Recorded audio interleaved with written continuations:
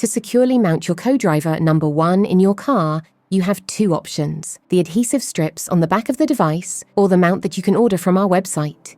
If you want to secure the CO-DRIVER with the adhesive strips, first choose a location in your car and make sure the surface is clean and dry. Now, remove the red protective film from the adhesive strips. The adhesive strips should remain on the device. Press the CO-DRIVER with the adhesive strips firmly against your chosen spot for about 20 seconds.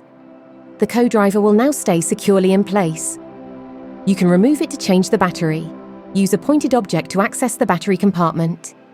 The back part of the CO-DRIVER will remain firmly attached with the adhesive strips at the chosen location. If you want to reposition the CO-DRIVER, you will not be able to reuse the same adhesives as they will not stick. You can get new adhesive strips from our website at ono.com. We wish you a safe drive.